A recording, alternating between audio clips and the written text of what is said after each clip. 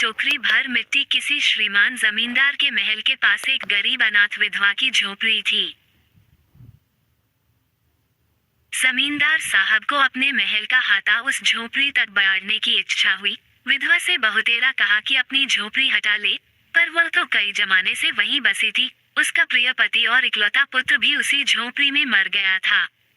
पतोहू भी एक 5 बरस की कन्या को छोड़कर चल बसी थी। अब यही उसकी पोती इस वृद्धाकाल में एकमात्र आधार थी। जब उसे अपनी पूर्व स्थिति की याद आ जाती तो मारे दू खा के फूट फूट रोने लगती थी।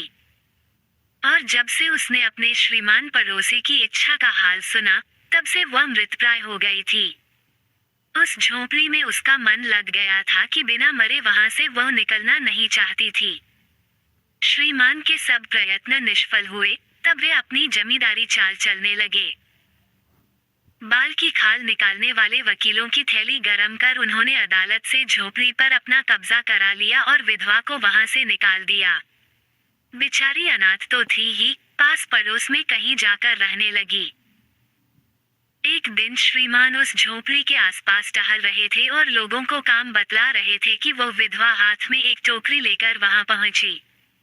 श्रीमान ने उसको देखते ही अपने नौकरों से कहा कि उसे यहाँ से हटा दो, पर वह गिड़गिड़ाकर बोली, महाराज, अब तो ये झोपड़ी तुम्हारी ही हो गई है। मैं उसे लेने नहीं आई हूँ। महाराज क्षमा करें तो एक विनती है।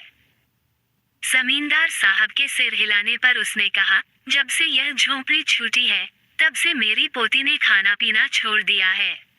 मैंने बहुत कुछ समझाया पर वह एक नहीं मानती। यही कहा करती है कि अपने घर चल, वहीं रोटी खाऊंगी।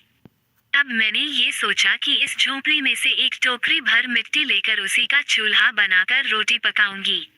इससे भरोसा है कि वह रोटी खाने लगेगी। महाराज कृपा करके आज्ञा दीजिए तो इस टोकरी में मिट्टी ले आऊं। श्रीमान ने आज्ञा दे दी।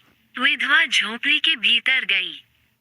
वहां जाते ही उसे पुरानी बातों का स्मरण हुआ और उसकी आंखों से आंसू की धारा बहने लगी। अपने आंतरिक दुख को किसी तरह संभालकर उसने अपनी टोकरी मिट्टी से भर ली और हाथ से उठाकर बाहर ले आई। फिर हाथ जोड़कर श्रीमान से प्रार्थना करने लगी, महाराज, कृपा करके इस टोकरी को जरा हाथ लगाए जिससे कि मैं उसे अपने सिर पर धर लूं। जमींदार साहब पहले तो बहुत नाराज हुए, पर जब वह बार बार हाथ जोड़ने लगी और पैरों पर गिरने लगी तो उनके मन में कुछ दया आ गई। किसी नौकर से न कहकर आप ही स्वयं टोकरी उठाने आगे बढ़े। ज्यों ही टोकरी को हाथ लगाकर ऊपर उठाने लगे त्यों ही देखा कि यह काम उनकी शक्ति के बाहर है। फिर तो उन्होंने अपनी सब ताकत लगाकर टोकरी को उठाना चाहा, पर जिस स्थान पर टोकरी रखी थी वहां से वह एक हाथ भी ऊंची न हुई।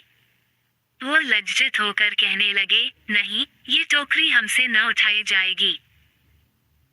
ये सुनकर विधवा ने कहा, महाराज, नाराज न हो, आपसे एक टोकरी भर मिट्टी नहीं उठाई जाती और इस झोपड़ी में तो हजारों टोकरियां मिट्टी पड़ी है। उसका भार आप जन्म भर क्यों कर उठा सकेंगे? आप ही इस बात पर विचार कीजिए। जमींदार साहब धन मद से गर्वित हो अपना कर्तव्य भूल गए थे, पर विधवा के उपर्युक्त वचन सुनते ही उनकी आंखें खुल गईं। कृतकर्म का पश्चाताप कर उन्होंने विधवा से क्षमा मांगी और उसकी झोपड़ी वापस दे दी।